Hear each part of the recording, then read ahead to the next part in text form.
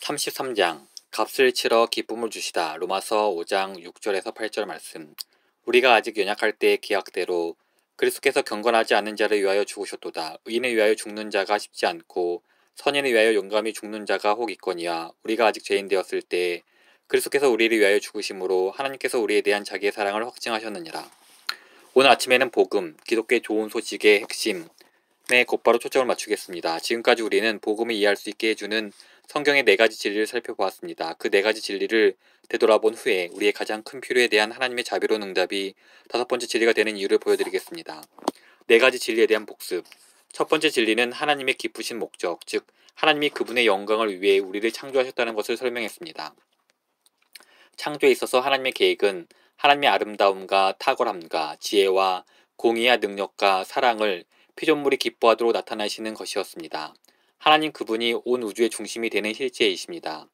사람이 아닙니다. 우리는 그분의 영광을 위해 존재합니다. 두 번째 진리는 인간에게 부여된 기쁨의 의무, 즉 모든 인간은 하나님의 영광을 위해 살아야 한다는 것을 설명했습니다. 달리 말해 우리가 살아가는 이유는 하나님이 우리를 창조하신 이유로부터 옵니다. 저는 최근 존 젠스터드로부터 편지 한 통을 받았는데 그는 이렇게 말했습니다. 인간이 된다는 것은 참으로 경이로운 일입니다. 우리는 하나님을 신뢰하고 감사하고 사랑하고 순종하면서 하나님의 영광을 위해 살도록 부르심 받았습니다. 게다가 우리 자신의 영원한 운명도 그것의 균형에 달려 있습니다. 하나님의 형상으로 창조되었다는 사실, 그리고 하나님의 영광을 위해 먹고 마시고 일하고 논다는 것은 경이로운 일입니다.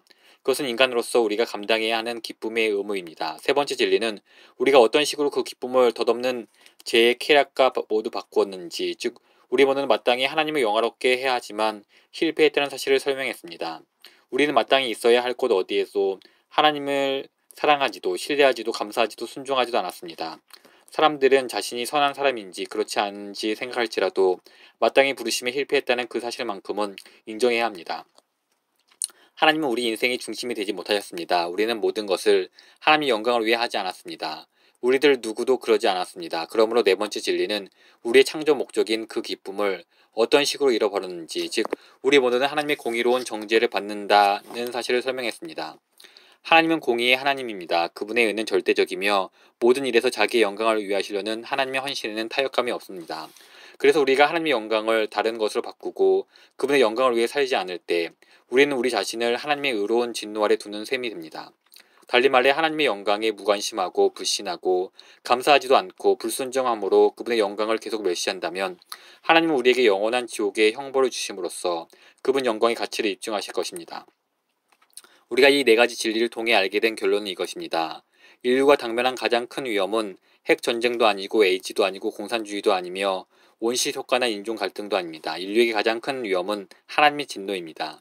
우리의 가장 큰 문제는 하나님의 의가 우리의 정죄를 요구한다는 것입니다. 우리 모두가, 우리 한 사람 한 사람이 하나님의 영광을 멸시했기 때문입니다. 영생을 주시려고 독생자를 보내신 하나님. 이제 5번째 진리를 이해할 준비가 되었습니다. 5번째 진리는 복음의 핵심 중의 핵심으로 하나님께서 영생을 주시려고 독생자 예수님을 보내셨다는 사실입니다. 혹은 디모데전서 1장 15절에 나온 바와 같이 그리스도 예수께서 죄인을 구원하시려고 세상에 임하셨습니다. 따라서 오늘 아침에 하고 싶은 일은 우리에게 주어진 얼마의 시간 동안 예수님이 죄인을 어떻게 구원하시는가에 대해 최대한 명확하게 설명하는 것입니다. 5번째 진리의 초점은 구원받기 위해 우리가 해야 할 일, 다음 주 주제에 있지 않습니다. 여기서 초점은 죄인을 구원하기 위해 하나님이 하신 일에 있습니다. 로마서 5장 6절에서 8절에서 바울은 이렇게 말합니다. 우리가 아직 연약할 때의 기약대로 그리스도께서 경건하지 않은 자를 위하여 죽으셨도다. 의인을 위하여 죽은 자가 쉽지 않고 죽는 자가 쉽지 않고 선인을 위하여 용감히 죽는 자가 혹 있거니와 우리가 아직 죄인 되었을 때 그리스도께서 우리를 위하여 죽으심으로 하나님께서 우리에 대한 자기의 사랑을 확증하셨느니라. 이 본문에서는 3가지에 유의하십시오. 첫째, 죄인들을 구원하기 위한 예수님의 방법은 죄인들을 위해 죽으시는 것입니다. 그리스도께서 경건하지 않는 자를 위하여 죽으셨도다. 디모데전서 1장 15절에서 그리스도 예수께서 죄인을 구원하시려고 세상에 임하셨다고 말할 때 그 의미는 예수님이 죄인들을 위해 죽으려고 세상에 오셨다는 뜻입니다. 예수님이 죄인들을 어떻게 구원하시는가라는 질문에 대한 답은 그들을 위해 죽으심으로써 죄인들을 구원하신다는입니다. 둘째, 로마서 5장 6절에서 8절에서 유의할 유의할 것은 여러분과 제가 이 구원 사역을 먼저 시작하지 않았다는 사실입니다. 우리는 구원을 받을 자격도 없었고 구원을 일으키지도 않았습니다. 바울은 우리가 모두 무력하고 불경건한 죄인들이었다고 말합니다. 구원은 전적으로 하나님이 시작하신 일입니다. 셋째, 이 사실은 우리가 다시금 주목해야 할 세 번째 내용으로 이어집니다. 즉 죄인들을 위한 그리스도의 죽음이 하나님의 사랑을 확증했다는 사실입니다. 8절입니다. 우리가 아직 죄인 되었을 때 그리스도께서 우리를 위하여 죽으심으로 하나님께서 우리에 대한 자기의 사랑을 확증하셨느니라. 성부 하나님은 그저 진노하시는 하나님이고 성자 하나님 즉 예수 그리스도는 긍휼의 하나님이라고 생각하지 마십시오. 그것은 진실이 아닙니다. 성부 하나님은 진노의 하나님이시면서 동시에 사랑의 하나님이시기에 우리의 구원을 계약하셨고 그의 독생자를 보내셨습니다. 하나님은 우리의 심판자이시며 우리는 그분의 의로운 정죄 아래 있습니다. 우리가 하나님의 영광을 더럽혔기 때문입니다. 하지만 하나님이 심판자로 계시던 때 그리고 우리에게 그분의 의로운 정죄를 내리시면서도 동시에 하나님은 그 진노로부터 우리를 구원할 길을 모색하신 구원자로 계시기 때문에 하나님의 사랑이 그토록 경이로운 것입니다. 예수님의 죽음이 죄인들을 구하는 세 가지 방식. 이제 하나님의 아들 예수님의 죽음이 어떻게 하나님의 진노에서 그의 백성들을 구하시는지 이해하시겠습니까? 그리스도의 죽음이 어떻게 죄인들을 구하는지 성경에 설명하고 있는 세 가지를 말씀드리겠습니다. 1. 속전을 지불하심. 예수님의 죽음은 많은 사람을 위한 속전으로 불립니다. 마가복음 10장 45절에서 예수님은 이렇게 말씀하셨습니다. 인자가 온 것은 섬김을 받으려 함이 아니라 도리어 섬기려 하고 자기 목숨을 많은 사람의 대속물로 주려 함이니라. 베드로전서 1장 18, 19절에서는 이렇게 말합니다. 너희가 알거니와 너희 조상이 물려준 헛된 행실에서 대속함을 받은 것은 은이나 금같이 없어질 것으로 된 것이 아니요 오직 흠없고 점없는 어린 양 같은 그리스도의 보배로운 피로 된 것이니라. 고린도전서 16장 19, 20절은 이렇게 말합니다. 너희는 너희 자신의 것이 아니라 값으로 산 것이 되었으니 그런즉 너희 몸으로 하나님께 영광을 돌리라. 요한계시록 5장 9절은 이렇게 말합니다. 일찍이 죽음을 당하사 각 족속과 방언과 백성과 나라 가운데서 사람들을 피로 사서 하나님께 드리시고 따라서 그리스도의 죽음을 이해하는 한 가지 방식은 대속을 위한 값 지불로 보는 것입니다. 대체 누구에게 속전을 치렀는가에 대한 질문에 어떤 이는 아마도 사탄이라고 말하거나 아니면 하나님이라고 하나님이 자기 자신에게 치렀다고 말할 수 있습니다.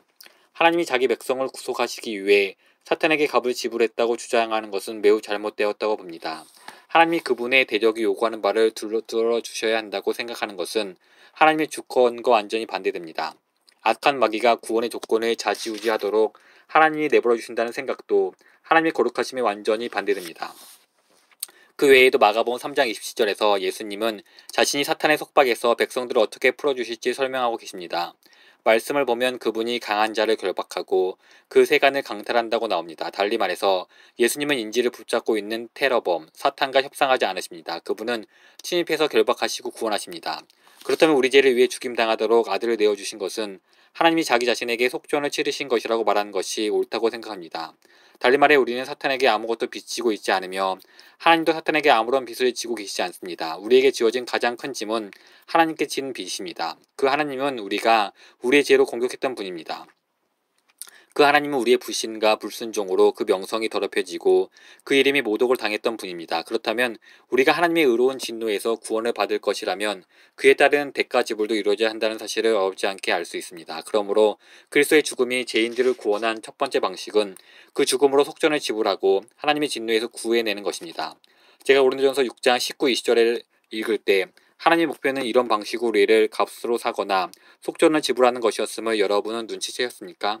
본문은 이렇게 말합니다. 너희는 너희 자신의 것이 아니라 값으로 산 것이 되었으니 그런즉 너희 몸으로 하나님께 영광을 돌리라. 우리를 값으로 사신 이유는 우리를 본래의 창조 목적으로 돌이키게 하려는 것입니다. 다시 말해 예수님이 죽으신 이유는 하나님의 영광을 알고 그 영광을 드러내는 기쁨의 삶으로 우리를 되돌리는 것입니다. 다섯 가지 진리가 서로 어떻게 어우러지는지 깨닫게 되기를 소망합니다. 2. 대속물이 되심. 그리스도의 죽음이 어떻게 죄인들을 구원하시는지 성경이 설명하는 두 번째 방식은 그분이 우리를 위해 대속물임을 알리는 것입니다. 하나님이 욕되게 하고 그분의 영광을 경홀히 여겼으므로 우리 모두는 의롭고 정당한 정죄 판결을 받아 저주 아래 있습니다. 그러므로 예수님은 그 저주와 정죄를 몸소 취하여 자기 위에 부으시고 그분을 믿는 모든 사람을 위한 대속물이 되었습니다. 베드로전서 3장 18절은 이렇게 말합니다. 그리스도께서 단번에 죄를 위하여 죽으사 의인으로서 불의한 자를 대신하였으니 이는 우리를 하나님 앞으로 인도하려 하심이라. 고린도후서 5장 21절은 이렇게 말합니다. 하나님이 죄를 알지도 못하신 이를 우리를 대신하여 죄로 삼으신 것은 우리로 하여금 그 안에서 하나님의 의가 되게 하려 하심이라. 갈라디아 3장 13절은 이렇게 말합니다. 그리스도께서 우리를 위하여 저주를 받은 바 되사 율법의 저주에서 우리를 속량하셨으니 그러므로 그리스도가 우리를 우리 죄에서 구원하시는 방식은 우리를 위한 대속물이 되시는 것입니다. 그분은 우리가 져야 할 저주를 대신 받으셨고 자칫 우리를 영원한 정죄로 이끌었을 죄를 대신 감당하셨습니다. 예수님은 우리 자리에 대신 서셨고 하나님은 모든 믿는 자들의 죄를 그분에게 얹으셨습니다. 3. 하나님의 의로우심을 나타내심. 마지막으로 예수님의 죽음이 구원을 이루는 이유는 그 죽음으로 하나님의 의로우심이 입증되었기 때문입니다. 아마도 이것이 우리가 가장 쉽게 놓치는 부분이며 그럼에도 예수님의 죽음이 지닌 근본적인 의미를 가장 잘 담고 있는 부분입니다. 우리가 쉽게 간과하게 된 이유는 앞에 처음 4가지 진리를 간과했기 때문인도 모릅니다. 함께 로마서 3장 25, 26절을 가보겠습니다. 하나님의 영광에서 시작하지 않으면 예수님의 죽음이 하나님의 의로우심을 입증한다는 측면을 제대로 이해하지 못할 것입니다. 그러므로 로마서 3장의 이 두 구절을 이해하기 위한 토대를 마련해 보겠습니다.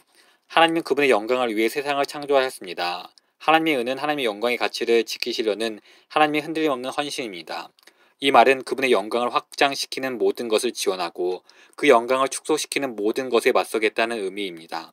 우리는 모두 하나님의 영광을 축소시키고 더럽혔으므로 하나님의 의가 하나님으로 하여금 전능자의 진노로 우리를 대적하도록 만듭니다. 그렇다면 어떻게 하나님은 우리 같은 죄인을 구원하시면서도 여전히 그분의 영광의 가치를 지켜낼 수 있으실까요?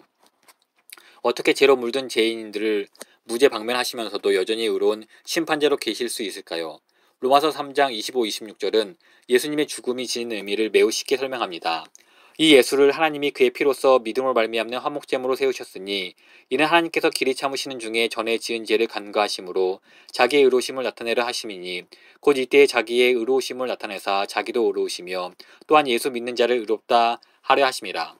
예수님이 죽기 위해 보냄받은 이유는 하나님의 의로우심을 나타내기 위함이라는 사실에 유의하시기 바랍니다. 그러면 하나님의 의로우심이 나타나야 했던 이유는 무엇입니까? 25절에 답이 있습니다. 이는 하나님께서 길이 참으시는 중에 전에 지은 죄를 간과하심으로 다시 말해 하나님이 죄를 간과하실 때 여러분과 저를 용서하실 때 마치 그분이 의롭지 않는 것처럼 보입니다. 우리가 죄를 범하여 경멸했던 하나님의 영광에 하나님은 마치 아무런 가치를 두지 않으시는 것처럼 보입니다. 그리고 하나님 앞에서 유죄한 죄인들을 무죄 방면하는 것이 결코 놀라운 일이 아니라는 듯 세상의 죄를 우주의 카페 밑으로 쑥 밀어넣어 버리신 것이라면 그것은 참으로 끔찍한 불의가 아닐 수 없습니다. 그래서 하나님은 우리가 하나님의 영광을 모욕한 일에 결코 무관심하지 않으시다는 사실을 단번에 입증하셨고 그리스도가 죽으셨을 때 바로 그 일이 일어난 것입니다. 그리스도가 죽으시면서 행하신 일은 죄인들을 구원하시는 일로 자칫 오해받을 수 있었던 하나님의 의로우심을 입증하시는 것이었습니다. 그리스도가 우리를 대신해 죽지 않으셨다면 하나님의 은은 단 한 가지 방법, 즉 우리를 영원히 정죄하는 것으로 입증될 수밖에 없었을 것입니다. 요약. 그리스도의 죽음이 우리를 심판에서 구원받고 영생을 얻게 하였음을 3가지 방식으로 살펴보았고 이를 요약하겠습니다. 첫째, 그리스도의 죽으심은 우리가 우리 죄 때문에 하나님께 진 엄청난 빚을 대신 갚는 속전입니다. 둘째, 그리스도의 죽으심은 대속물입니다. 우리가 죄책과 형벌에서 자유로울 수 있기 위해 그리스도는 몸소 우리의 죄와 저주를 감당하십니다. 셋째, 그리스도의 죽으심은 하나님이 여전히 의로운 분으로 계시면서도 동시에 예수 믿는 자들을 위롭다 하시기 위해 필요한 하나님의 의로우심을 입증하신 것입니다. 이제 기도하는 것은 여러분 모두가 이 사실을 명확히 이해하는 것입니다. 예수 그리스도의 죽으심은 우리가 하나님의 진노를 피해 그분과 화평할 수 있는 유일한 길입니다. 그리고 저는 그 진리가 여러분에게 분명해질 뿐 아니라 강력한 부담감이 되기를 기도합니다. 제가 마음으로 간절히 원하고 하나님께 기도하는 것은 여러분도 구원을 받는 것입니다. 그 길은 열려 있습니다. 구원은 충분하고 값없이 주어집니다. 하나님은 예수님을 믿는 자들을 의롭다 하십니다. 여러분의 모든 믿음을 하나님에게 쏟으면 그분이 여러분의 온전한 구원자가 되실 것입니다.